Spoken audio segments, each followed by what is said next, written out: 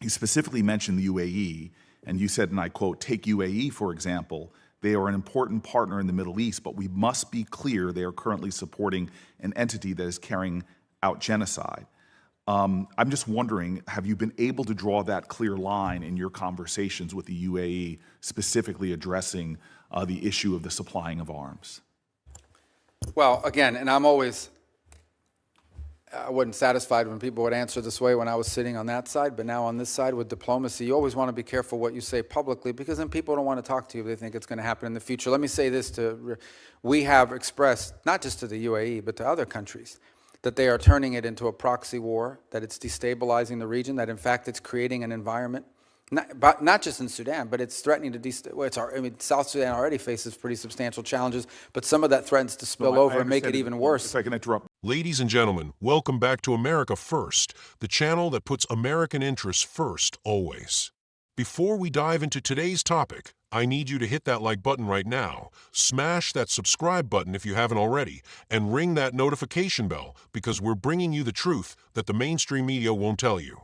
And if you want to support real patriotic content, head over to patreon.com/America First, where you can support this channel for as low as $5 a month. Today, we're breaking down a Senate hearing that perfectly encapsulates everything wrong with our foreign policy establishment and why America needs to put America first. We've got Senator Cory Booker grilling Secretary of State Marco Rubio about the crisis in Sudan. And while this might seem like just another foreign policy discussion, this hearing reveals some deeply troubling priorities that every American patriot needs to understand. I want to say I agree with what you said about it being a foreign policy crisis, the great debt and the downgrading that we just saw. To be pushing a bill right now that would add $2.7 trillion to our national debt is just outrageous. And I've been grateful for the small group of Republicans here in the Senate and a number in the House who have just called this out as plain as it is. To do this now will shake America's economy, give tax breaks to the wealthiest amongst us who are doing quite well, and not help with the current economic crisis we're facing. But that's frankly just something I didn't want to talk about right now. Where I really want to just continue our conversation about Sudan, and I know you know, as was said passionately by one of my colleagues, the gravity of the crisis that's over there. Full stop. It's the greatest humanitarian crisis on the planet Earth. There's ethnic cleansing going on, an active genocide as described by our own government and others. That people are fleeing right now with the recent attacks on Zamzam and more, but I know you're very aware of this. What I want to ask you about specifically is that not only did you acknowledge the genocide and say, I quote, being backed by countries that we consider allies elsewhere in the world, this is being fueled, you were saying, we must draw a clear line on that. You specifically mentioned the UAE, and you said, and I quote, "Take UAE, for example. They are an important partner in the Middle East, but we must be clear they are currently supporting an entity that is carrying out genocide." I'm just wondering, have you been able to draw that clear line in your conversations with the UAE, specifically addressing the issue of the supplying of arms? Well, again, and I wasn't satisfied when people would answer this way when I was sitting on that side, but now on this side with diplomacy, you always want to be careful what you say publicly, because then people don't want to talk to you if they think it's going to happen in the future. Let me say this we have expressed, not just to the UAE, but to other countries, that they are turning it into a proxy war, that it's destabilizing the region, that in fact it's creating an environment, not just in Sudan, but it's threatening to South Sudan already faces pretty substantial challenges, but some of that threatens to spill over and make it even worse. If I can interrupt, Marco, because I think your answer is justifiable. The UAE is a vital ally to the United States in a lot of other critical areas of the world. But it doesn't serve their interest. But my point is, it doesn't serve the interest of some of these countries involved to continue to pursue this route, because instability there is going to create a breeding nest for And I guess what my hope is, radicalism. and I know you and I can have further conversations privately, is that we are pressing hard on those people that are fueling the conflict. But I want to ask the next part of this question is, the U.S. leadership is critical to end this. This is actually something that we can achieve, not only alleviation of the suffering, but an end of this. If a humanitarian corridor is created and respected, this is something we can help to do. Finding diplomatic resolution to the conflict is something we can do. Now, there's a bipartisan commitment in this committee mandate to appoint a special envoy for Sudan, we know that that kind of leadership can help address this the worst crisis on the globe. Time is not in our favor. Are you going to get a special envoy appointed, as colleagues on both sides of this aisle want to happen? We do. We want to. We'd love to have somebody in charge of that. We know we have a similar arrangement with DRC, Rwanda, and have seen it play dividends. Mr. Secretary, all I'm looking for is a sense of urgency and an answer yes. Yes, the answer is, but we have to find the right person, and that's the challenge. Next, 30 million people in Sudan require humanitarian assistance. In February, it was reported that, and you heard this passionately, that the freeze in humanitarian assistance is causing untold suffering. I was there myself in Chad last year and saw the role that we were playing. And frankly, I saw how great American companies like Plumpy Nut here were doing good, a double bottom line. They were helping to alleviate the crisis over there, as well as helping American businesses here. I just am hoping that you can say that you will commit to resume and even surge United States humanitarian assistance, particularly food aid, as soon as humanly as possible. Well, all of that has been approved. All of the life-saving food and medicine programs have been turned on. To the extent that there's been impediments, has been one or two things. Either A, on the payment system front, where we faced a couple of weeks where we couldn't get money moving through Treasury because of a variety of different reasons, including changes to the technology, but that's largely been resolved. And the other is the ability to distribute it once the aid arrives at site. Mr. Secretary, you and I have been friends for a very long time. A sense of urgency is what I'm asking for right now. That every day that we delay or that we don't plow through the line of defense here, that's stopping this from happening. People are dying. I know you, and I know we can do better. And as you and I both were taught back in the days we were playing football, better is possible, good is not enough. I want to move to my next question for you. Is the refugee camps the U.S. main corridor to life-saving assistance, which I said to you I visited? I'm just hoping that we can make sure that we are doing more. And I'll be specific in an example of another area.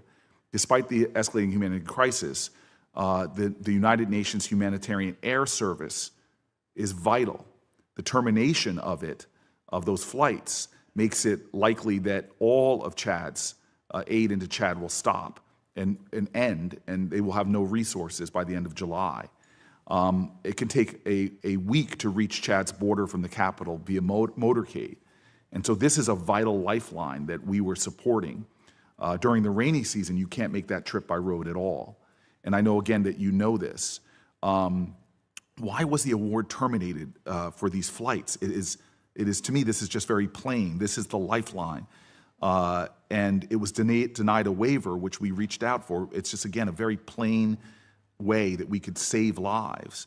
And I'm not sure if it's just because it had the UN in the title, but can we get a resumption of these flights that will literally save lives by getting resources? I think the answer to your question is that while you were talking about a mode of transport versus the actual aid, and I understand how important that is, then the question is what percentage of responsibility the United States should bear in comparison to other countries that have capability and are actually closer to the problem. So there's a broader issue here, and that is there does come a point at which we have to understand that the United States, there's great causes all over the world. And I'm not speaking specifically about the flight because I owe you a specific answer on that question. I don't recall that waiver. I don't recall the denial. Marco, that's all. Excuse me, Mr. Secretary, that's all I'm looking for. But all I want you to understand is that not every program we've ever funded is going to be funded in the future because we have to balance these things. Mr. Secretary, I am aware of that.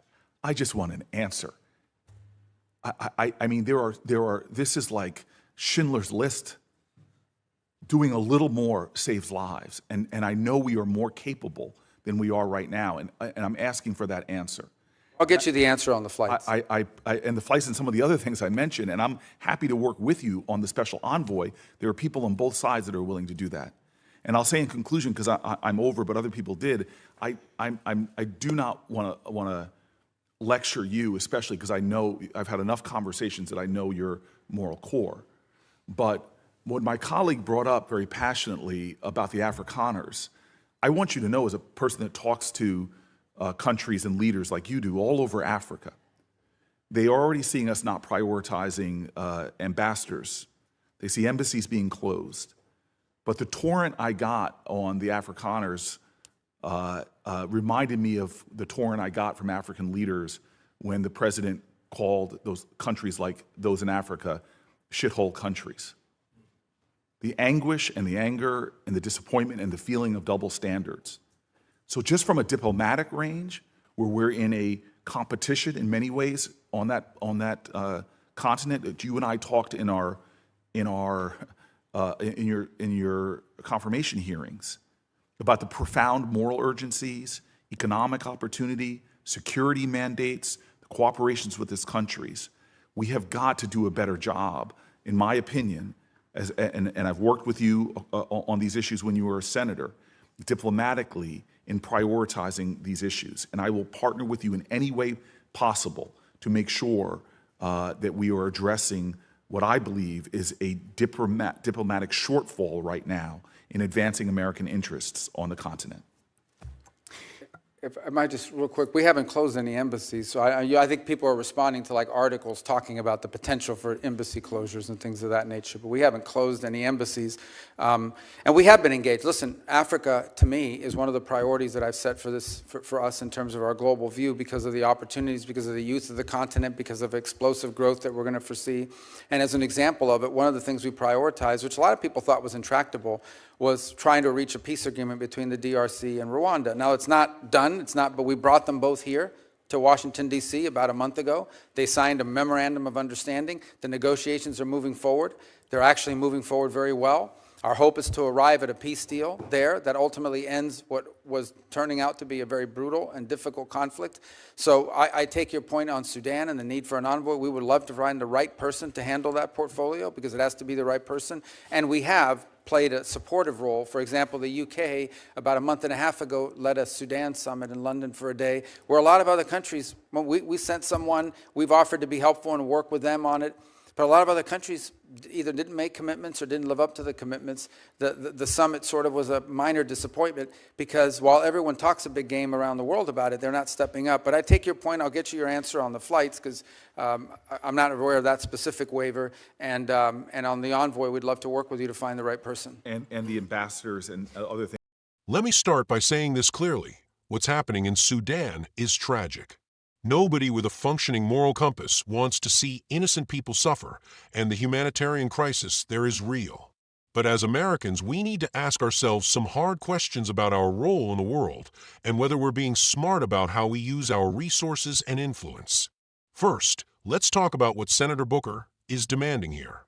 He's pushing for a special envoy to Sudan, increased humanitarian aid, restoration of UN flights to Chad, and essentially wants America to take the lead in solving this crisis. Now, Rubio gave some reasonable responses, acknowledging the crisis while also noting that other countries need to step up and that America can't solve every problem in the world. But what's concerning is this assumption that America should be the world's policeman and humanitarian relief organization. Here's where my America First perspective comes in, and this is crucial for every patriot to understand. We have massive problems right here at home that need our attention and resources. We have a border crisis with millions of illegal immigrants flooding into our country. We have American cities dealing with crime, homelessness, and economic hardship. We have veterans who serve our country who are struggling to get the care they need. We have infrastructure that's crumbling and an education system that's failing our children. Yet here we have a senator demanding that we surge humanitarian aid to Sudan, fund UN flights, and appoint special envoys while our own country is dealing with serious challenges. Senator Booker mentioned that 30 million people in Sudan need humanitarian assistance. Well, what about the millions of Americans who are struggling right here at home? What about the Americans who can't afford health care, who are living paycheck to paycheck, who are dealing with the consequences of failed policies? Now, I want to be clear about something. Marco Rubio handled this well, and this is why I supported his nomination as Secretary of State. He acknowledged the crisis, but also made it clear that America can't bear the full responsibility for every global problem. When Booker pushed him on the UN flights to Chad, Rubio correctly pointed out that we need to consider what percentage of responsibility America should bear compared to other countries that have capabilities and are actually closer to the problem. That's exactly the kind of thinking we need in our foreign policy. But let's dig deeper into what this hearing really reveals about our foreign policy establishment. Senator Booker keeps talking about America's moral obligation and diplomatic shortfalls, but where's this same urgency when it comes to American problems? Where's this sense of urgency when it comes to the fentanyl crisis that's killing over 100,000 Americans every year? Where's this passion when it comes to the border crisis that's affecting American communities? The establishment has this backwards priority system where they get more worked up about problems on the other side of the world than they do about problems in their own backyard. And this isn't just about Sudan. This is about a mindset that has dominated Washington for decades, where American taxpayers are expected to fund solutions to every global crisis while our own needs go unmet. Let me address the specific issues that came up in this hearing. Booker mentioned that the UAE is supplying arms to fuel the conflict in Sudan. This is actually a perfect example of why America First foreign policy makes sense. The UAE is supposed to be our ally, yet they're contributing to this crisis. Instead of America taking the lead on solving the problem, why aren't we holding our so-called allies accountable? Why aren't we using our leverage with countries like the UAE to make them stop fueling conflicts and start taking responsibility for problems in their own region? This gets to a fundamental principle of America First foreign policy. We should use our influence and leverage to get other countries to step up and take responsibility instead of automatically assuming that America needs to be the one providing the solutions and the funding. Other countries, especially wealthy ones in the Middle East and Europe, have the capability to address humanitarian crises. They should be the ones taking the lead, not America. The conversation about humanitarian aid is particularly revealing. Booker is pushing for America to surge aid to Sudan, but let's talk about the track record of foreign aid. How much of the billions we've spent on foreign aid over the decades has actually solved problems versus creating dependency? How much has been wasted or ended up in the wrong hands? Meanwhile, we have American communities that could use that investment in infrastructure, education, and economic development. I'm not saying we should never help other countries, but we need to be smart about it. We need to prioritize American interests and make sure that any aid we provide actually achieves meaningful results. Too often, foreign aid becomes a way for the Washington establishment to feel good about themselves while real problems go unsolved.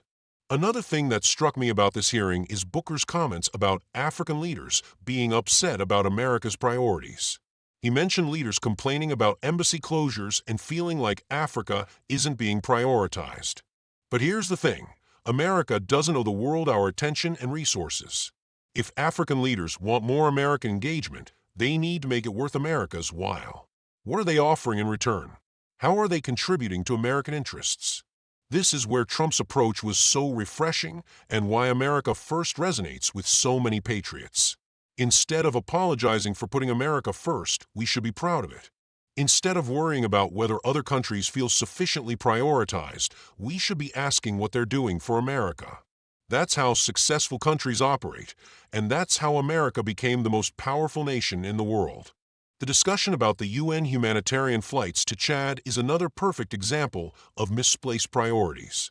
Booker is demanding that America fund these flights and is upset that a waiver was denied. But why is it America's responsibility to fund UN operations in Africa? The UN has nearly 200 member countries. Many of them are wealthy and perfectly capable of funding humanitarian flights. Why should American taxpayers foot the bill? This is the fundamental problem with the globalist mindset that has dominated Washington for too long. There's this assumption that America should automatically step up and pay for everything, while other countries get to be free riders. That's not fair to American taxpayers, and it's not sustainable for America. Secretary Rubio's response was appropriate when he talked about the need to balance these priorities and recognize that America can't fund every program forever. That's exactly the kind of realistic thinking we need in our foreign policy. We have limited resources, and we need to use them wisely to advance American interests. Now, let's talk about the broader implications of this hearing for America First foreign policy.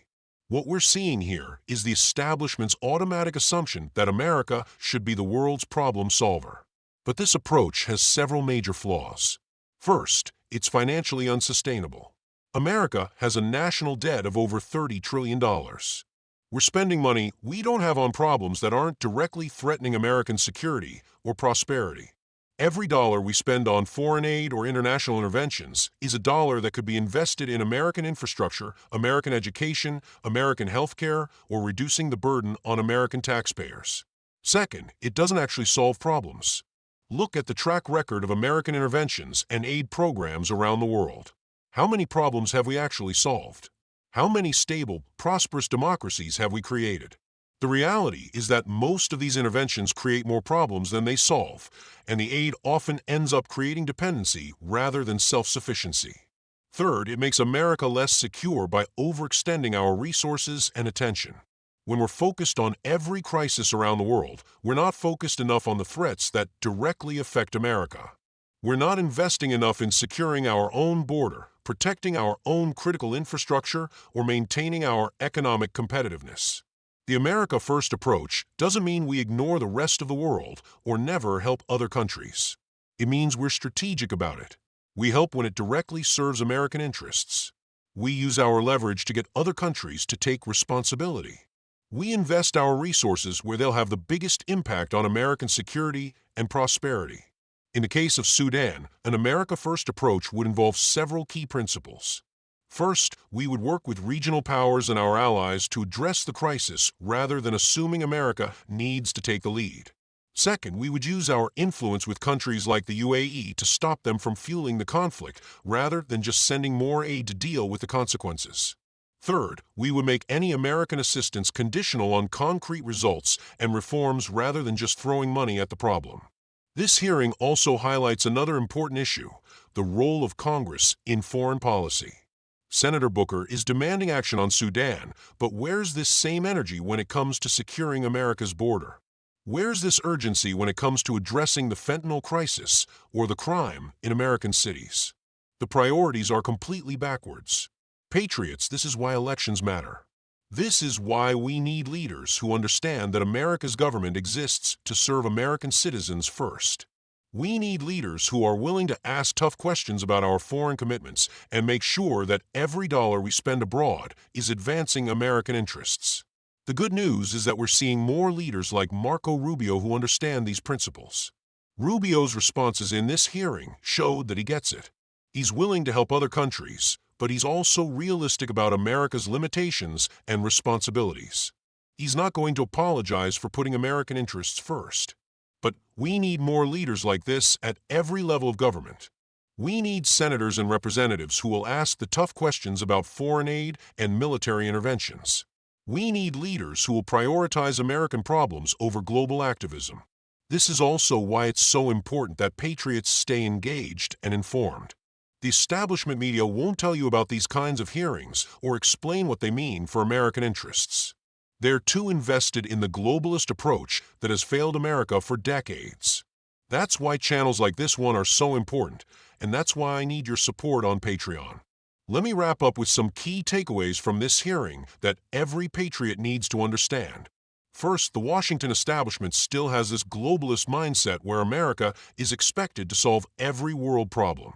This is expensive, ineffective, and unfair to American taxpayers. Second, we have leaders like Rubio who understand America First principles and are willing to apply them in practice. That's encouraging, but we need more leaders like this. Third, we need to hold our elected officials accountable for their priorities. When they're more concerned about problems in Africa than problems in America, we need to call that out and demand better.